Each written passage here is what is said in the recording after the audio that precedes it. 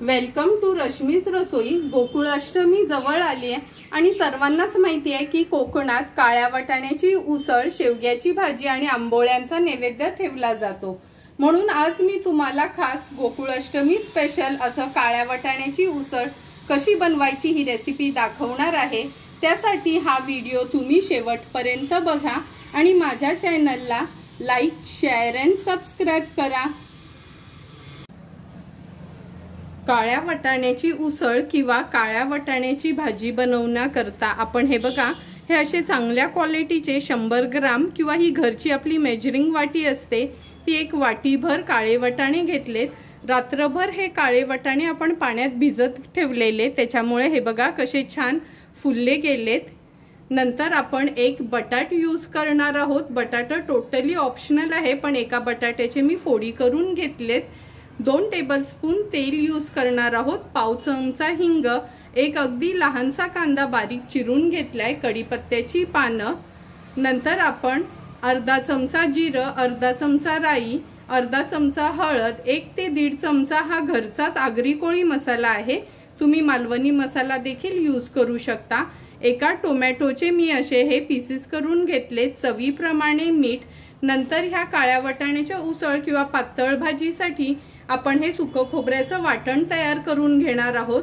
सुकं खोबरं खिसून भाजून घेतले, ह्याच्याऐवजी ओला नारळ देखील तुम्ही खिसून भाजून वापरू शकता। 8 ते 10 लसणाच्या पाकळ्या, आल्याचा तुकडा आणि हा एक छोट्या साईजचा कांदा आपण भाजून घेतलाय। ह्याचं आपण वाटण तयार करून घेणार आहोत आणि गार्निशिंगसाठी थोडीशी मूठभर कोथिंबीर वापरणार आहोत। भाजी फोडणीला घालण्या अगोदर हे वाटाणे थोडे निवडून घेते, कारण का कधी कधी कडक वाटाणे राहतात, भिजले जात नाही म्हणून। आणि मी तर हे थोडंसं कोमट पाण्यातच भिजवले, म्हणजे पटकन पण शिजतात आणि हे बघा छान भिजले जातात। हाताने दाबला तरी पण हा वाटाणा किती इझिली तुटतो, म्हणजे लवकर हा शिजला जातो। आता हे वाटाणे धुवून घेते, नंतरच भाजीला फोडणी घालणार आहोत। गॅसवर आपण हे एक पातेलं ठेवलंय, यात अगदी 2 टेबलस्पून एवढं तेल घेणार आहोत। आज ही भाजी मी या पातेल्यात बनवते। तुम्हाला हवं असेल तर तुम्ही कुकरला देखील झटपट बनवू शकता, पण खूप जणांना पातेल्यातलीच भाजी आवडते, त्यामुळे पातेल्यात बनवून घेतोय। हिंग घालणार आहोत पाव चमचा, नंतर ही कढीपत्त्याची पानं फोडणीला घालूया। अर्धा चमचा राई, अर्धा चमचा जिरं। राई आणि जिरं थोडंसं तेलावर तडतडलं का आपण हा बारीक चिरलेला कांदा आहे तो ऍड करणार आहोत। अगदी लहानसाच कांदा मी घेतलाय, कारण का वाटणामध्ये देखील आपण कांदा यूज केलाय। मग खूप कांदा वापरला का थोडी भाजीला गोडट टेस्ट येते, म्हणून मी ह्याच्यात पण एक छोटासाच कांदा घेतलाय। कांदा छान गुलाबी रंगाचा होईपर्यंत आपल्याला शिजवून घ्यायचा आहे।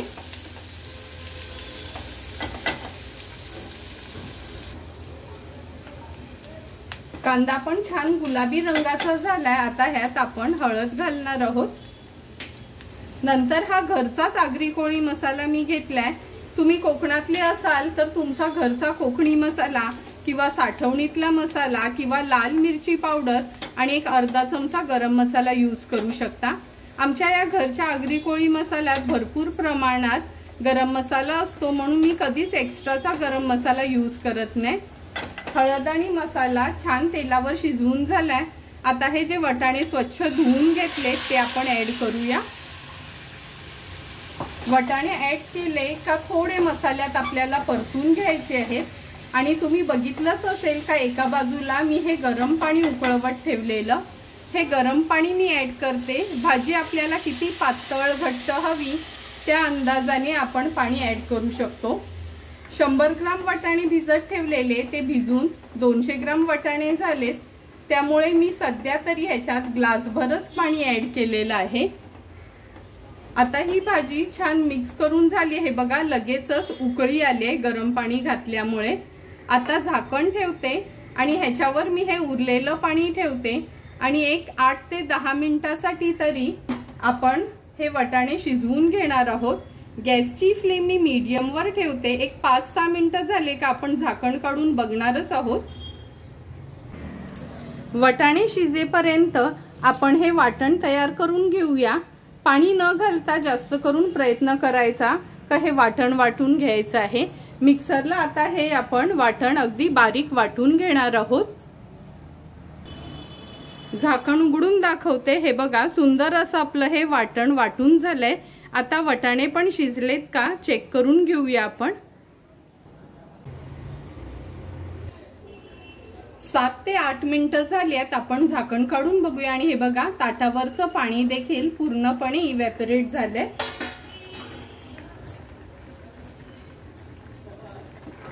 वटाणा थोडा तरी शिजलाय का आपण चेक करून घेणार आहोत। हे बघा जवळपास पाऊण हिस्सा वटाण्याचा शिजला गेलाय।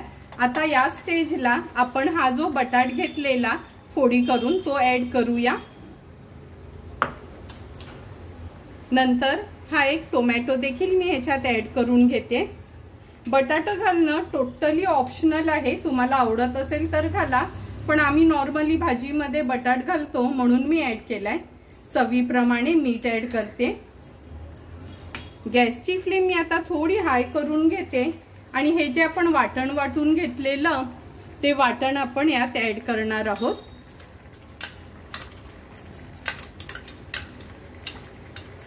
मी ह्याच्यात 6 ते 7 चमचे सुकं खोबरं भाजून घेतलेलं आणि लसूण आणि आलं तर मी मगाशी तुम्हाला दाखवलंच आहे।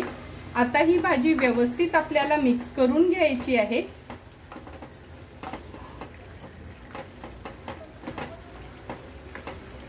हे बघा वाटण ऍड केल्यामुळे भाजीला थोडासा घट्टपणा आलाय, पण आपण ही उसळ बनवतोय त्यामुळे मी थोडंसं गरम पाणी घालते ह्यात। आणि लक्षात ठेवा कधीही गरम पाणीच वापरायचं कोणतंही कडधान्य जेव्हा आपण पातेला शिजवतो ना तेव्हा। आता झाकण ठेवून पुन्हा आपण ही भाजी एक 5 ते 6 मिनिटांसाठी म्हणजे बटाट आणि वटाणा पूर्णपणे शिजेल असं शिजवून घ्यायचं आहे। गॅसची फ्लेम मी लो करते आणि लो टू मीडियम फ्लेम वर आपण हे वटाणे आणि बटाट शिजवून घेणार आहोत।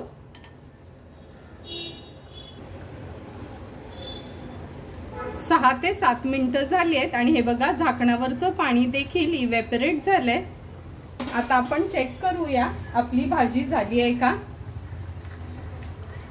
भाजीला बघा घट्टपणा किती छान आलाय। वटाणा मी दाबून दाखवते तुम्हाला। हे बघा अगदी इझिली हा वटाणा पण शिजला गेलाय आणि बटाट पण बघा, हे बघा कोमट पाण्यात हे वटाणे आपण भिजत ठेवल्यामुळे अगदी इझिली आणि झटपट असे आपले हे काळे वटाणे शिजले गेलेत आणि आपली ही काळ्या वटाण्याची उसळ किंवा पातळ आमटी तयार झाली आहे। आता ह्याच्यावर कोथिंबीर घालूया। हाय फ्लेम वर एक छानशी ह्याला उकळी काढून घेऊया। तुम्ही बघू शकता झटपट अशी ह्याला उकळी पण आली आहे। आता गॅसची फ्लेम मी स्विच ऑफ करते आणि थोडी वाफ थंड होईपर्यंत आपण असंच झाकून ठेवणार आहोत। भाजीची वाफ कमी होईपर्यंत आपण झटपट 2 आंबोळ्या घालून घेऊया, कारण का नैवेद्याला कोकणात काळे वाटाण्याची उसळ आणि आंबोळ्या हे नैवेद्य असतं। त्याच्याबरोबर शेवग्याच्या भाजीची देखील नैवेद्य असतो, ती रेसिपी पण मी घालणार आहे। हे पीठ मी ऑलरेडी तयार करूनच ठेवलेलं आणि ह्याची रेसिपी मी ऑलरेडी अपलोड केलेली आहे। ह्याची लिंक मी डिस्क्रिप्शन बॉक्समध्ये तुम्हाला देईल। थोडंसं ह्याच्यावर तेल स्प्रिंकल करते आणि झाकण देऊन एक 2 मिनिटांसाठी वाफ काढून घेऊया ह्याला। 2 मिनिटं झालीत, झाकण काढून घेऊया आपण। हे बघा बघूनच तुम्हाला कळेल का जवळपास आपली आंबोळी तर तयार झाली आहे। गॅसची फ्लेम मी आता मीडियम वर करते आणि अगदी अर्ध्या मिनिटासाठी आपण थोडी त्याला वाफ काढूया। जवळपास अर्धा मिनिट झालाय आणि हे बघा किती इझिली आपली आंबोळी देखील पलटली गेली आहे। किती सुंदर मऊ लुसलुशीत अशी आपली ही आंबोळी तयार झाली आहे। आता ही आंबोळी आपण प्लेटमध्ये काढून घेऊया आणि काळ्या वाटाण्याच्या उसळ सोबत ह्या आंबोळ्या देखील आपण सर्व करणार आहोत। ह्याच्या जोडीला आणखीन एक आंबोळी मी तयार करून घेते आणि नंतरच आपण सर्विंग प्लेट मध्ये सर्व करूया। तयार झालेली ही आंबोळी आता काढून घेऊया आपण।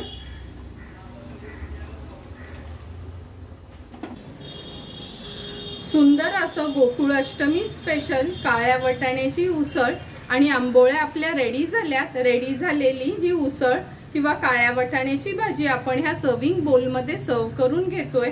तुम्हाला पण जर मी बनवलेली ही काळ्या वाटाण्याच्या उसळची रेसिपी आवडली असेल तर या अष्टमीला नक्की तुम्ही पण नैवेद्यासाठी माझ्याच पद्धतीने ही काळ्या वाटाण्याची उसळ घरी ट्राय करा आणि मला कमेंट करून सांगा की तुम्ही बनवलेली ही काळ्या वाटाण्याची उसळ कशी झाली आहे ती।